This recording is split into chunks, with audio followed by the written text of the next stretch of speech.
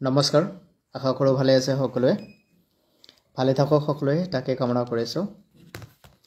মই যতীন্দ্ৰনাথ কৃষ্ণ দাস আপোনালোকৰ মাজলৈ পুনৰ আহিছোঁ আজি এটি বিশেষ ঘোষণা দিবলৈ আপোনালোকক জনাবলৈ পাই সুখী হ'ম যে আমাৰ হেল্পিং হেণ্ড সংস্থা আৰু এই হেল্পিং হেণ্ড সংস্থাৰ এটা প্ৰয়াস গাঁৱে ভূঞে গৈ আমি বিনামূলীয়া চিকিৎসা সেৱা আগবঢ়াই আহিছোঁ আৰু এইবুলিও ব্যতিক্ৰম নহয় বিভিন্ন সময়ত বিভিন্ন চিকিৎসালয়ৰ সহযোগত আমি এই কামবিলাক কৰি আহিছোঁ আৰু আমি বিশেষকৈ মই থকালৈকে এই কামখিনি আমি কৰি গৈ থাকিম সমাগত 16 ফেব্ৰুৱাৰী তাৰিখে আমি পুনৰবাৰ এই কামটো আকৌ অধিক দৃঢ়তাৰে কৰিবৰ কাৰণে আগবাঢ়িছোঁ আৰু এইবাৰ আমাৰ এই কামটোত আমাৰ সম্পূৰ্ণ সহযোগিতা আগবঢ়াব আমাৰ নিউ লাইফ মেডিকেল ফেৰগাঁৱত অৱস্থিত নিউ লাইফ মেডিকেল ইয়াত সম্পূৰ্ণ সহযোগিতা আগবঢ়াব তাৰ লগে লগে এপল' ডায়েগনষ্টিক চেণ্টাৰ আৰু Darrang Assam cancer care foundation Udalguri জিলাত যি আউটৰিচ প্ৰগ্ৰাম টীম আছে তেওঁলোকৰ যোগেদি আমি এই কামটো কৰিম আৰু এই কামটো সম্পূৰ্ণ দায়িত্ব লৈছে ওদালগুৰি জিলা যুৱ কংগ্ৰেছৰ হৈ ৰোহিত পাৰিগাৰ তেওঁ আৰু তেওঁৰ সহযোগী সতীৰ্থসকলৰ উদ্যোগত এই অনুষ্ঠানটো হৈ আছে আৰু এই অনুষ্ঠানটো হ'ব হাতীগড় চাহ বাগিচা চিকিৎসালয় প্ৰাংগণত এই অনুষ্ঠানটোত আপোনালোকৰ অংশীদাৰিত্ব আমি বিচাৰিছোঁ ইয়াতে আপোনালোকৰ বিনামূলীয়া ফিজিঅ'থেৰাপি সেৱা হ'ব এপল' ডায়েগনষ্টিক চেণ্টাৰৰ পৰা বিনামূলীয়াকৈ ডায়েগনষ্টিক হ'ব আৰু দৰং কেঞ্চাৰ চেণ্টাৰৰ পৰা বা আসাম কেঞ্চাৰ কেয়াৰ ফাউণ্ডেশ্যনৰ তৰফৰ পৰা ইয়াত কেঞ্চাৰৰ স্ক্ৰিনিং আদি কামবিলাক সম্পূৰ্ণ বিনামূলীয়াকৈ হ'ব ইয়াতে ঔষধ আদিৰ ব্যৱস্থা থাকিব লগতে তৎকাল ফিজিঅ'থেৰাপি সেৱাৰ দিয়াৰ ব্যৱস্থা কৰা হ'ব আমাৰ নিউ লাইফ মেডিকেলৰ ফালৰ পৰা গতিকে এটা বৃহৎ চিকিৎসা সেৱা শিবিৰ কাৰ্যসূচী বিনামূলীয়া স্বাস্থ্য পৰীক্ষা শিবিৰ এই অনুষ্ঠানটিত আপোনালোকৰ উপস্থিতি আমি কামনা কৰিছোঁ তাৰ লগতে ওদালগুৰি জিলাৰ হাতীগড় ঘাগৰা তথা বৃহত্তৰ হাতীগড় ঘাগৰা অঞ্চলৰ লগতে আমজুলি ফুৰাডাক আদি যিখিনি ঠাই আছে বেংবাৰী বটিয়ামাৰী আদিৰ পৰা আমি আশা কৰিম যিসকলৰ বিভিন্ন ধৰণৰ বেমাৰৰ সৈতে যুঁজ দি আছে তেখেতসকলে যেন এই অনুষ্ঠানটোত উপস্থিত হয় আৰু বিশেষজ্ঞ চিকিৎসকসকলৰ পৰামৰ্শ লাভ কৰে কাৰণ আমি জানো যে কেতিয়াবা কাৰোবাৰ পৰামৰ্শই আমাক অধিককৈ লাভান্বিত কৰে প্ৰতিটো ক্ষেত্ৰত আমি সকলো কথা নাজানো তেনে ক্ষেত্ৰত যিসকল ব্যক্তি এই বিষয়বিলাকত পাৰ্গত বা পাৰদৰ্শী তেওঁলোকৰ পৰা আমি পৰামৰ্শবিলাক ল'ব লাগে আৰু সিদিনা যিহেতুকে আমাৰ হাতীগড় চাহ বাগিচা চিকিৎসালয়ৰ কৰ্মৰত চিকিৎসাকৰ্মীসকল থাকিব আসাম কেঞ্চাৰ কেয়াৰ ফাউণ্ডেশ্যনৰ ওদালগুৰি জিলাৰ যি Darrang cancer outreach program team আছে তেওঁলোক থাকিব এপল' ডায়েগনষ্টিক চেণ্টাৰৰ চিকিৎসাকৰ্মী বিষয়ববীয়াসকল থাকিব আৰু তাৰ লগতে নিউ লাইফ মেডিকেলৰ বিশেষজ্ঞ চিকিৎসকৰ লগতে চিকিৎসাকৰ্মীসকল উপস্থিত থাকিব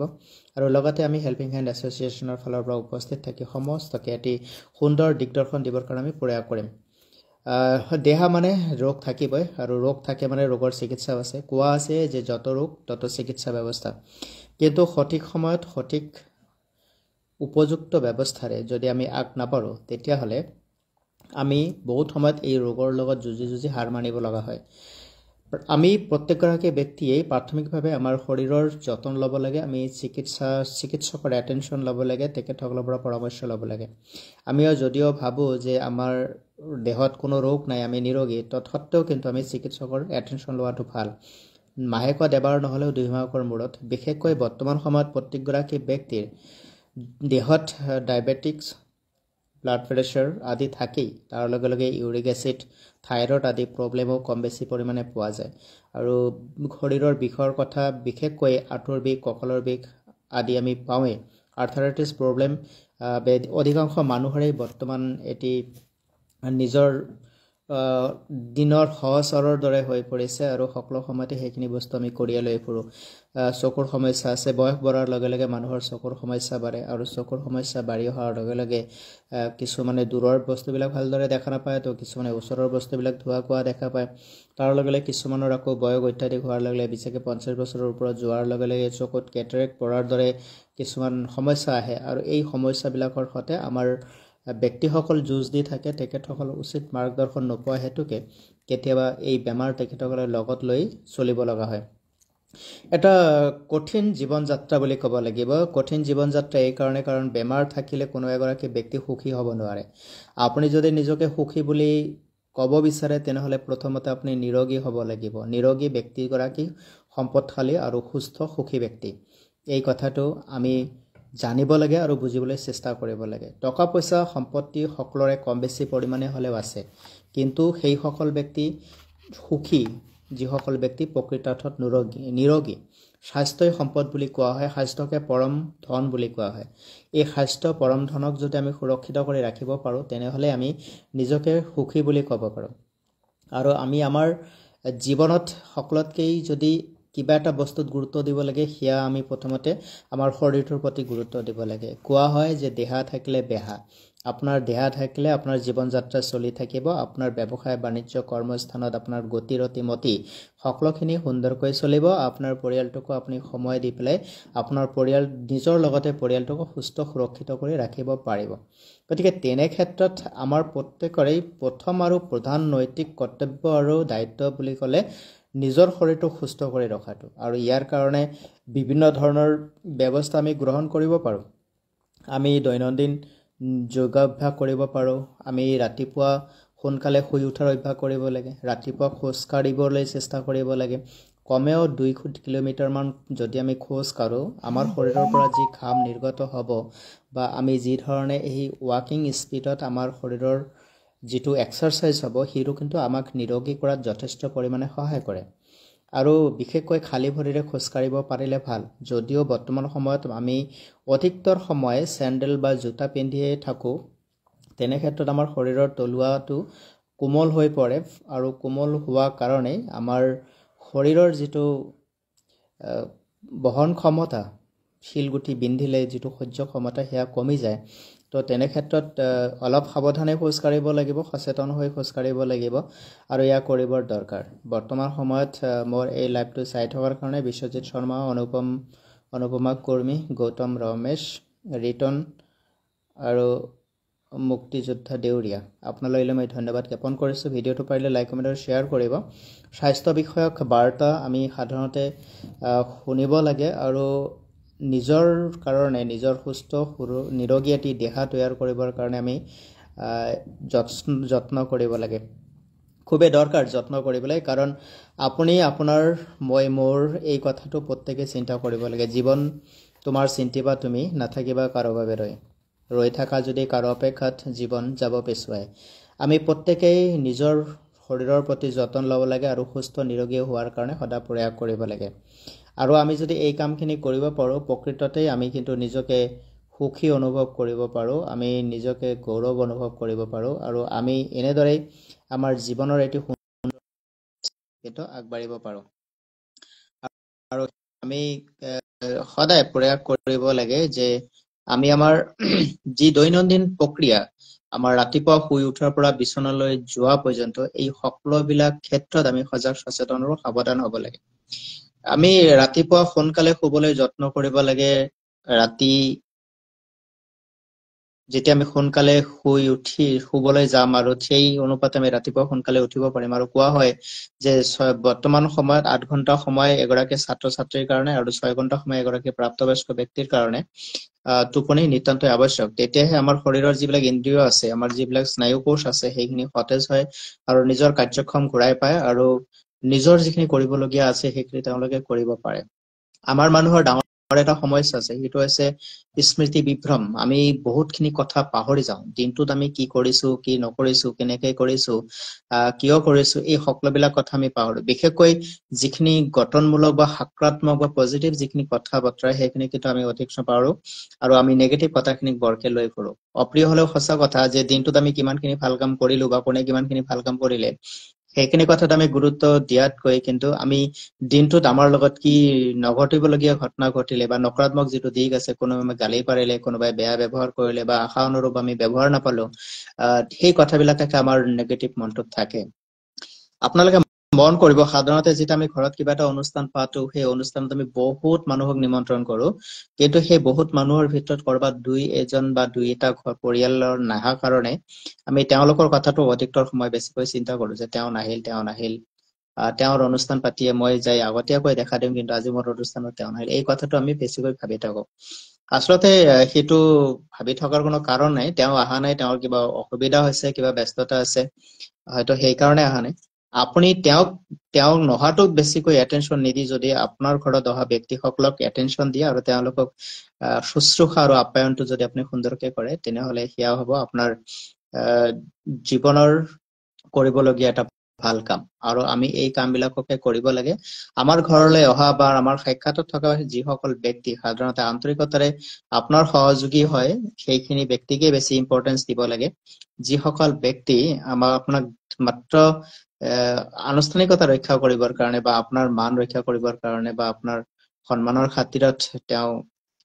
কেৱল মাত্ৰ লোকক দেখুৱাবলৈহে আপোনাৰ সংগ দিছে তেনেকুৱা লোকৰ পৰাও সাৱধান হৈ থাকিব লাগে আমাৰ জীৱনত গৈ থাকোতে আহোতে বহুত মানুহ লগ পাওঁ সকলোবিলাক মানুহ যে আপোনাৰ উপকাৰী সেই কথা আপুনি কেতিয়াও মানি নলব আপোনাৰ উপকাৰী কোনজন সেইজনক আপুনি যেতিয়া বিপদত পৰিব আপোনাৰ যেতিয়া প্ৰয়োজন হ'ব তেতিয়া আপুনি নিজেই বুজি পাব এষাৰ কথা আছে ধৰম ধোষ মিত্ৰৰ নাৰী ধৰম ধৈৰ্য মিত্ৰৰ নাৰী আপৎকালে পৰকীয় চাৰী ধৰ্ম ধৈৰ্য আপোনাৰ মিত্ৰ বা বন্ধু পত্নী বা নিজৰ যি আইগৰাকী সহধৰ্মিনী এই চাৰিগৰাকীক আমি আমাৰ বিপদ কালতহে চিনি পাওঁ বিপদৰ সময়তহে আমি বুজি পাওঁ আৰু বিপদ আহিলেহে সেয়া সম্ভৱ হৈ উঠে গতিকে আমি জানিবলৈ চিনিবলৈ বুজিবলৈ হলে আমি আমাৰ বিপদ অহাটো বিপদ আহিব নালাগে আমি সকলোৱে কামনা কৰো কিন্তু কেতিয়াবা কেতিয়াবা বিপদৰো প্ৰয়োজন হয় সঠিক সময়ত সঠিক বস্তুটো জানিবলৈ বুজিবলৈ বা পাবলৈ আমি কিন্তু আমাৰ জীৱনত কিছুমান দিশক আমি খুব সুন্দৰকৈ লক্ষ্য কৰি থাকিব লাগিব যিবিলাক দিশ হৈছে যে আপুনি কাক কিমানখিনি গুৰুত্ব দিছে আৰু কোনে আপোনাক কিমানখিনি গুৰুত্ব দিছে দুটা বস্তু গুৰুত্বপূৰ্ণ আপুনি কাক ভাল পায় সেইটো ডাঙৰ কথা নহয় আপোনাক কোনে ভাল পায় সেইটো ডাঙৰ কথা যদি আপোনাক কোনে ভাল পায় এই কথাটো আপুনি চিনি ল'ব পাৰে তেনেহলে কিন্তু আপুনি আপোনাৰ জীৱন যাত্ৰা সুন্দৰকৈ আগুৱাই নিব পাৰিব কিন্তু আপুনি ভাল পায় আৰু তেওঁ আপোনাক কিমান ভাল পায় এই কথাটো আপুনি বুজি নাপায় তেনেহলে কিন্তু আপুনি মনকষ্টহে পাব আৰু আপোনাৰ দৈনন্দিন জীৱন যি যাত্ৰা আছে সেই যাত্ৰাটো কিন্তু আপোনাৰ ব্যাঘাত জন্মিব গতিকে তেনে ক্ষেত্ৰত আমি কিছুমান কথা গুৰুত্ব দিব লাগিব যে মই ভাল পোৱা বস্তুটোৰ প্ৰতি কিমান আগ্ৰহী বা মোক ভাল পোৱা বস্তুটোৰ প্ৰতি কোনে কিমান আগ্ৰহী দুটা দিশে কিন্তু গুৰুত্বপূৰ্ণ দিশ আৰু এনে ক্ষেত্ৰত আমি কেইটামান কথা আৰু ভালদৰে মন ৰাখিব লাগিব যে আমি সদায় নিজৰ ওপৰত নিৰ্ভৰশীল হৈ হবলৈ শিকিব লাগে আমি নিজৰ ওপৰত আমি যিমানে নিৰ্ভৰশীল হ'ম আচলতে আমি সিমানেই আমাৰ দুখ দৈন্যতাৰ পৰা আমি নিজেই যুঁজি এটা সুন্দৰ স্থিতি লাভ কৰিবলৈ সক্ষম হ'ম আমাক সহযোগী লাগিব আমাক সতীৰ্থ লাগিব কাৰণ আমি অকলে সকলো কৰিব নোৱাৰো আৰু অকলে যিহেতুকে সকলো কৰিব নোৱাৰো কিছুমান ক্ষেত্ৰত নিজৰ অতিকৈ বিশ্বাসী লগ বন্ধুকো আমি লগত ল'ব লাগিব কিন্তু ল'বলৈ যোৱাৰ আগতো ভাবিব লাগিব বা পৰীক্ষা নিৰীক্ষণ কৰি ল'ব লাগিব যে তেওঁ আপুনি যিটো কাম কৰিবলৈ লৈছে সেই কামটো প্ৰকৃততে আপোনাৰ সহযোগী হোৱাৰ উপযুক্ত হয় নে নহয় কথাষাৰ আছে অচিন কাঠত থোৰা কবা নলগাবা গতিকে এই কথাটোকো আমি মন কৰিব লাগে যে কোনো এটা বস্তুক নজনাকৈ আমি আমাৰ কামত আগবঢ়াই নিব নালাগে আমি যদি সেইটো কাম কৰো তেতিয়াহলে হয়তো সেয়া আমাৰ কাৰণে এটা ভুল সিদ্ধান্ত হ'ব পাৰে আৰু এই ভুল সিদ্ধান্তৰ কিন্তু আমাক বিপদত পেলাব পাৰে গতিকে তেনে ক্ষেত্ৰত আমি এই কথাটোকো মনত ৰাখিব লাগিব যে আমি যেতিয়া কিবা এটা কাম কৰিছো সেই কামটো কৰাৰ লগে লগে যিটো কৰ্ম আঁচনি হ'ব কৰ্মৰ এটা পৰিশীলিত এটা আঁচনি হোৱা দৰকাৰ আমাৰ যদি কামখিনি আমি কৰিম বুলি হাতত লৈছো তেনেহলে আমি কামটো কৰিব পৰা আঁচনি তৈয়াৰ কৰিব লাগিব যাতে আমি আগাতে ৰৈ থাকিব লগা নহয় আৰু এই কথাটোক বুজি চলো যে আমি যিটো কাম হাতত লৈছো সেই কামটো আমি নিশ্চিতকৈ কৰিব পাৰিম আৰু কৰিব পৰাকৈ এটা আঁচনি কৰ্ম আঁচনি এটা প্ৰস্তুত কৰি ল'ব লাগিব সেই কৰ্ম আঁচনিৰ যোগেদি কিন্তু আমি আমাৰ এটি সুন্দৰ ব্যৱস্থা আমি হাতত ল'ব পাৰিম আৰু এটা দিন আমি সফল হ'ম আৰু কথা আছে যে আমি যেতিয়া কাম এটা হাতত লওঁ কামটো আমি আধাতে সামৰিব নালাগে কামটো আমি শেষ লৈ কৰিবলৈ যত্ন কৰিব লাগে কাৰণ আপুনি যদি কামটো আধাতে সামৰি দিয়ে তেতিয়াহ'লে সেই কামটোৰ পৰা আপুনি যিটো ফল পাব লাগে সেই ফলটো আপুনি নাপাব আৰু সেই কামটো আপুনি কৰিব লাগিব তো তাৰ কাৰণে আপোনাৰ কিন্তু যিখিনি কৰণী লগা আছে কৰিব লগা আছে সেইখিনি আপুনি কৰিব লাগিব আৰু ইয়াৰ কাৰণে আপুনি খুবেই সাৱধান আৰু সচেতনতাৰে সেই সিদ্ধান্তটো ল'ব পাৰিব লাগিব যে আপুনি কৰিব পাৰিব নে নাই সেই অনুপাতে সামৰ্থ্য আছে নে নাই খুবেই গুৰুত্বপূৰ্ণ দিশ সেইটো হৈছে যে আপুনি যিকোনো কামেই নকৰক লাগিলে সেই কামটো কৰিবলৈ হলে কিন্তু অৰ্থৰ প্ৰয়োজন হয় সেই অৰ্থটো আপোনাৰ ক'ৰ পৰা কেনেদৰে আহিব সেইটো এটা বিচাৰ কৰিব লগা দিশ হয় গতিকে সেই দিশটোকো আপুনি লক্ষ্য ৰাখিব লাগিব আপুনি টকা পইচা খৰচ কৰোতে মানুহ সদায় সাৱধান হ'ব লাগে আৰু যদি আমি সাৱধান নহওঁ টকা পইচা খৰচ কৰোতে তেনেহলে এই কিন্তু আমাৰ কাৰণে বিপদ কাৰণ হৈ পৰি থিয় দিব পাৰে গতিকে আমি সেই ক্ষেত্ৰতো খুবেই সজাগ আৰু সচেতন হ'ব লাগিব কাৰণ আমি যদি সজাগ সচেতন নহওঁ তেনে ক্ষেত্ৰত আমি কৰা কামটো কিন্তু পইচাৰ কাৰণে আমি আধৰুৱা হৈ পৰিব আৰু এটা সময়ত কিন্তু আমি কষ্ট ভুগিব লাগিব গতিকে তেনে ক্ষেত্ৰত আমি কামটো কৰাৰ লগে লগে তাৰ ব্যৱস্থাটো আগতে কৰি ল'ব লাগিব আমি আজিকালি যিহেতুকে খুবেই ব্যৱস্থা কিছুমান আছে যেনে এণ্টাৰপ্ৰিনিয়ৰ কিছুমান আছে তেখেতসকলৰ পৰা আমি সহযোগী হৈ পেলাই বা ইনভেষ্টাৰ কিছুমান আছে তেওঁলোকৰ পৰাও আমি সহায় লৈ পেলাই কিবা এটা কৰিব পাৰি তো তেওঁলোকৰ পৰাও আমি কিন্তু এটা সাপোৰ্ট পাব পাৰি তেনে ক্ষেত্ৰত তেনেকুৱা যদি বিশ্বাসী মানুহ আমি পাওঁ তেনে সেই কথাটোক আমি গুৰুত্ব দিব লাগিব মুঠৰ ওপৰত যিটো কাম আমি আৰম্ভ কৰিছো যিটোৰ আমি কৰ্মআচনি তৈয়াৰ কৰিছো সেইটোক আমি পৰিপূৰ্ণ কৰিব লাগিব সেয়া কিন্তু আমাৰ প্ৰত্যেকৰে যিজনে বিশেষকৈ এই কামবিলাক কৰিবৰ কাৰণে প্ৰয়াস কৰে তেওঁলোকৰ কাৰণে কিন্তু খুবেই দৰকাৰী এটা বিষয় হয় তো এই কামবিলাক কৰিবলৈ হলে প্ৰত্যেকৰে নিজস্ব কিছুমান কৰ্মআচনি থাকে ঠিক তেনেদৰে মই যতীন্দ্ৰনাথ কৃষ্ণদাসৰ কিছুমান কৰ্মআচনি আছে আৰু সেইখিনি কৰ্মআচনি আমি কৰিব লাগিব তো ইতিমধ্যে আমি বহুতখিনি প্ৰজেক্ট মোৰ NGO হেল্পিং হেণ্ড এছ'চিয়েশ্যনৰ যোগেদি আমি কৰি আছো তাৰে ভিতৰত আপোনালোকৰ গেটাৰতে আজিৰ লাইভটোত আকৌ ক'ব খুজিছো যে আমি আমাৰ হেল্পিং হেণ্ড এছ'চিয়েশ্যনৰ যিটো কাৰ্যালয় বৰঙাজুলিত আছে আৰু এই বৰঙাজুলিত থকা হেল্পিং হেণ্ড এছ'চিয়েশ্যনৰ কাৰ্যালয়ত কিন্তু আমি ইয়াতে প্ৰত্যেক দেওবাৰে আমি ফিজিঅ'থেৰাপি সেৱা ইয়াতে কৰিছো আগবঢ়াইছো আৰু এই ফিজিঅ'থেৰাপি সেৱা আমাৰ নিউ লাইফ মেডিকেলৰ তৰফৰ পৰা আমি এই সেৱাটো কৰি আছো আৰু এই সেৱাটোৰ যোগেদি প্ৰতিটো দেওবাৰত আমি কিন্তু প্ৰতিটো দেওবাৰত আমাৰ ইয়াত আমি লগ পাই আছো আমাৰ ফিজিঅ'থেৰাপিষ্ট ডক্টৰ দুৰ্লভজ্যোতি বৰা আৰু আমাৰ নিউ লাইফ মেডিকেলে ইয়াত যথেষ্টখিনি তেখেতসকলে এতিয়ালৈকে প্ৰায় 6টা মান দেওবাৰ আমাৰ ইয়াতে কাম কৰিলে আমি এই কামটো ডিচেম্বৰৰ 15 তাৰিখৰ পৰা আৰম্ভ কৰিছো আৰু ক্ৰমান্বয়ে আমি কিন্তু ৰোগীৰ সংখ্যা দেখিছো আৰু ইতিমধ্যে আমি প্ৰতিটো দেওবাৰ প্ৰায় 12ৰ পৰা 15 গৰাকী ৰোগীক ইয়াত বিনামূলীয়াকৈ ফিজিঅ'থেৰাপিৰ ব্যৱস্থা কৰা হৈছে তো নিউ লাইফ মেডিকেলৰ আমি হেল্পিং হেণ্ড এছ'চিয়েশ্যনৰ ফালৰ পৰা মই ধন্যবাদ আৰু কৃতজ্ঞতা জ্ঞাপন কৰিছো আৰু এই কামটো যেন আমি অনাগত দিনলৈ চলাই থাকিব পাৰো তাৰ কাৰণে নিশ্চয়কৈ আমি প্ৰয়াস অব্যাহত ৰাখিম তাৰ লগতে আমি আপোনালোকক আৰু এটা সুখবৰ দিব বিচাৰিছো যে এপল' হস্পিটেল বুলি ক'লে আপোনালোকৰ সকলোৰে জানে যে গুৱাহাটীস্থিত এপল' হস্পিটেলখনৰ প্ৰতি মানুহৰ বা বিশেষকৈ ৰোগীসকলৰ এটা আস্থা ভৰসা আছে বিশ্বাস এটা আছে তেনে ক্ষেত্ৰত আমাৰ এপল' হস্পিটেলৰ ফালৰ পৰা আমাৰ ডিমাকুছিত নতুনকৈ এখন এপল' ডায়াগনষ্টিক চেণ্টাৰ ইনগ্ৰেশ্যনছ কৰিছে আৰু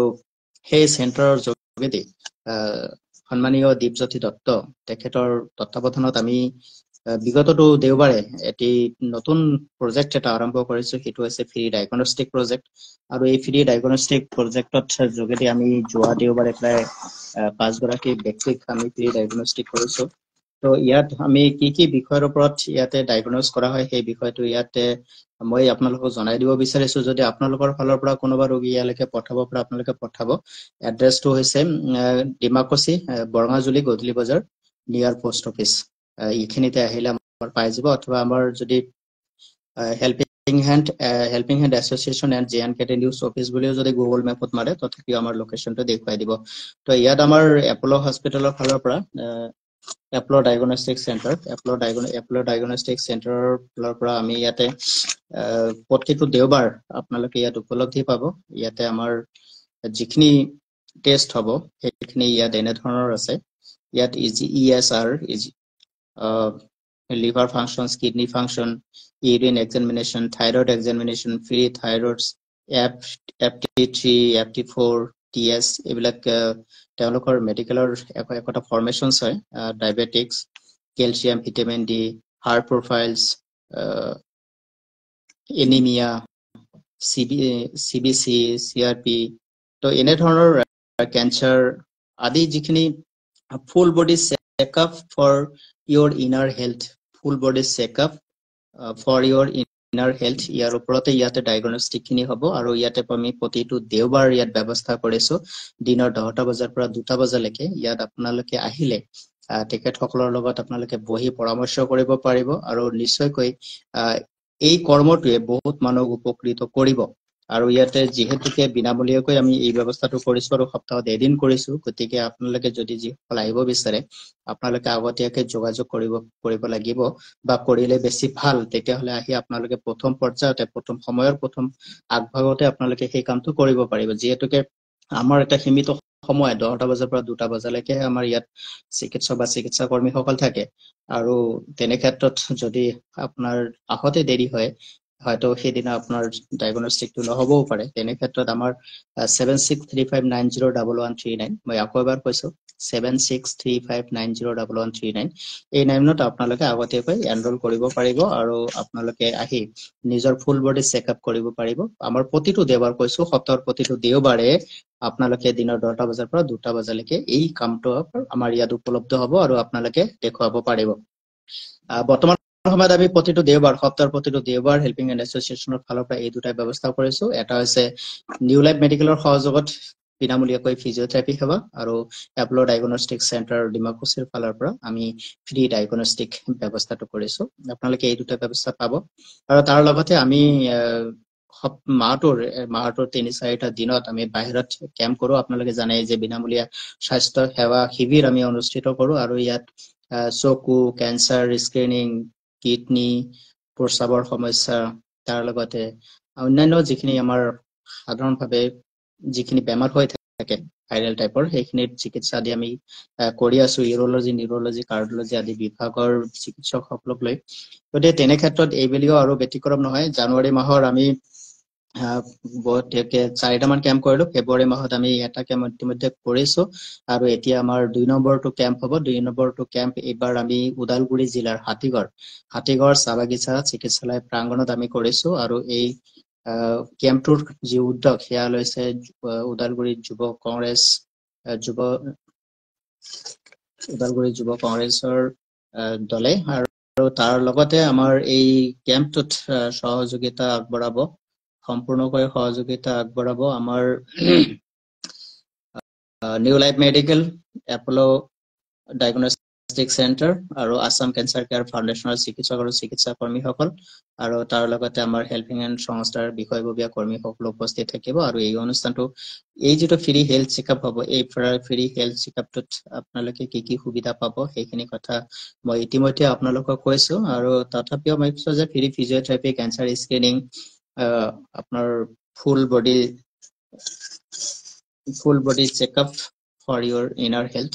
এইখিনি বস্তু আপোনালোকে পাব। তাৰ লগতে বিনামূলীয়াকৈ ঔষধ দিয়াৰ ব্যৱস্থা কৰা হ'ব। এনে ক্ষেত্ৰত এই যিটো অনুষ্ঠান, এই অনুষ্ঠানটোত নিশ্চয়কৈ ৰাইজৰ আমি সঁহাৰি লাভ কৰিম বুলি আশা কৰিছো। আৰু যিহেতুকে ৰাইজৰ সেৱাৰ আৰ্তদুৰ্গতৰ সেৱাৰ কাৰণে আমি এই কামখিনি কৰি আছো। আৰু ইতিমধ্যে যিখিনি কেম্প আমি কৰিছো, প্ৰতিটো কেম্পত আমি যথেষ্ট সঁহাৰি লাভ কৰিছো আৰু যথেষ্টখিনি আৰ্তদুৰ্গতৰ আমি উপস্থিতি তাত দেখিছো। আৰু তেখেতসকলক যিমানখিনি পাৰি আমি আমাৰ ফালৰ পৰা সহায় আৰু সহযোগিতা কৰি আছো। আপোনালোকক জনাইছো যে আমি হেল্পিং হেণ্ড এছ'চিয়েশ্যনৰ ফালৰ পৰা প্ৰতিটো মাহত কমেও আমি 18 পৰা 20 গৰাকীকৈ চকুৰ চানি পৰা ৰোগীৰ আমি চিকিৎসা কৰাই আছো। তেনে ক্ষেত্ৰত আমাৰ এই যিটো প্ৰয়াস চলি থাকিব। আৰু আমাৰ ইয়াতে ব্যক্তিগতভাৱে আমি চকুৰ পৰীক্ষা নিৰীক্ষা কৰিবলৈ আমি helping hand eye care centre নামেৰে এটি আই কেয়াৰ চেণ্টাৰ আমি ইষ্টাব্লিছ কৰিছো, আৰম্ভ কৰিছো। আৰু ইয়াৰ যোগেদি আমি যিখিনি সাপ্তাহিকভাৱে, সপ্তাহৰ প্ৰতিটো শুক্ৰবাৰ আমি ইয়াতে কেম্প কৰো। আৰু ইয়াৰ পৰা যিখিনি চকু চানি পৰা ৰোগী ওলাই সেইখিনিক আমি উন্নত মানৰ চিকিৎসালয়ৰ যোগেদি বিনামূলীয়াকৈ অস্ত্ৰোপচাৰ কৰাই দিবলৈ আমি প্ৰয়াস কৰিছো। তাৰ লগতে দৰং কেঞ্চাৰ চেণ্টাৰক আমি ধন্যবাদ দিব লাগিব এই কাৰণে যে আমাৰ ইয়াত যিখিনি পেচেণ্ট আহে, বিশেষকৈ কেঞ্চাৰ ৰোগত জড়িত যিখিনি পেচেণ্ট আহে, তেখেতসকলক আমি আমাৰ ফালৰ পৰা দৰং কেঞ্চাৰ চেণ্টাৰলৈকে পঠাই দিয়া হয় আৰু দৰং কেঞ্চাৰ চেণ্টাৰত আমাৰ দৰং কেঞ্চাৰ চেণ্টাৰৰ অধীক্ষক সন্মানীয় ডাক্তৰ শ্ৰেয়া দীপ্তিকাৰ সুভানী, নিৰঞ্জন শইকীয়া, দীপমণি শৰ্মা আৰু তেওঁৰ লগতে যিখিনি আমাৰ ডক্তৰ আছে, চিকিৎসক আছে, চিকিৎসা কৰ্মী আছে, তেখেতসকলৰ সহায় সহযোগিতাত এই কামবিলাক ধুনীয়াকৈ চলি আছে। আৰু আমি আশা কৰো আমি এনেদৰেই মিলি জুলি ইজনে সিজনৰ লগত সহায় সহযোগী হৈ আমি আৰ্ত দুৰ্গতৰ সেৱাখিনি কৰি যাম আৰু আমি নিজৰ লগতে আমাৰ সমাজখনক কেনেদৰে ৰোগমুক্ত কৰিব পাৰে তাৰ কাৰণে আমি এটা প্ৰয়াস অব্যাহত থাকিম। তো যিসকল ব্যক্তি কেৱল আমাৰ হেল্পিং হেণ্ড এছ'চিয়েশ্যন নহয়, যিসকল ব্যক্তি সমাজৰ আৰ্ত দুৰ্গত সকলৰ কাৰণে কাম কৰি আছে তেখেতসকললৈ আমাৰ ফালৰ পৰা শত নমন। কাৰণ সমাজৰ হিত চিন্তা কৰিব পৰা এটা মানসিকতা প্ৰত্যেক মানুহৰ নাথাকে। টকা পইচা ধন সম্পত্তি থাকিলেও মানুহৰ এটা সামাজিক সচেতন মন নাথাকে, যাৰ কাৰণে হয়তো বহুত ক্ষেত্ৰত আমি ধনৰ পিছে পিছে দৌৰি আত্মকেন্দ্ৰিক হৈ পৰো আৰু আমি সামাজিক দায়বদ্ধতা, সামাজিক প্ৰাণী হিচাপে আমাৰ যিখিনি কৰিব লগা থাকে সেইখিনিৰ পৰা আমি কৰবাত নিজক আঁতৰাই ৰাখো আৰু এয়াই হয়তো কৰবাত আমাৰ জীৱনৰ যি এক সুখ প্ৰাপ্তি, সেই প্ৰাপ্তিত হয়তো কেতিয়াবা বাধাৰ সৃষ্টি হয়। সামাজিকভাৱে কাম কৰিলে বহুত মানুহে বহুত হেৰাব লাগে। সামাজিক ক্ষেত্ৰত আপুনি মই যেতিয়া কাম কৰিবলৈ যাওঁ আমি সাধাৰণতে গামোচাখনকহে লাভ কৰো আৰু তাৰ ক্ষেত্ৰত কিন্তু যিখিনি আশীৰ্বাদ আমি পাওঁ সেইখিনি পাওঁ, কিন্তু বহুত লোকৰ দৃষ্টিত আমাৰ হেনো কাম নাই আৰু কাম নথকা মানুহবিলাকে এনেকুৱা কামবিলাক কৰে। অৰ্থাৎ যিবিলাক কাম কৰিলে টকা পইচা উপাৰ্জন হয় সেইবিলাককে কাম বুলি কোৱা হয় আৰু সেইবিলাককে কামৰ শাৰীত দিয়া যায়, সেইবিলাকৰে গুৰুত্বটো বেছি। যি নহওক বাৰু, প্ৰত্যেকৰে নিজা নিজা চিন্তা, সেইখিনিলৈকে আমি কবলৈ নাযাওঁ। আৰু আমি কম যে নিজৰ উপাৰ্জিত ধনৰ যদি কিবা এটা অংশ আমি সৎ কামত খৰচ কৰিব পাৰি, আৰ্থ দুৰ্গতৰ কাৰণে খৰচ কৰিব পাৰি, অসহায়জনৰ কাৰণে খৰচ কৰিব পাৰি, দিন দুখী দৰিদ্ৰজনৰ কাৰণে খৰচ কৰিব পাৰি, সেই ধনটোহে আমাৰ হয়তো সঠিক ঠাইত ব্যৱহাৰ হ'ব। আমি নিজৰ কাৰণে খৰচ কৰা ধনখিনিৰ মূল্য একোৱেই নাথাকে যদি আমি আনৰ কাৰণে নিজৰ খিনি উপভোগ কৰি উঠি কৰিব পাৰো, তেনেহলে সেইখিনিয়ে আমাক প্ৰকৃত মূল্য প্ৰদান কৰে। নিজৰ কাৰণে কৰা প্ৰত্যেকগৰাকী ব্যক্তি মৃত্যুৰ পিছত অসাৰ হৈ পৰে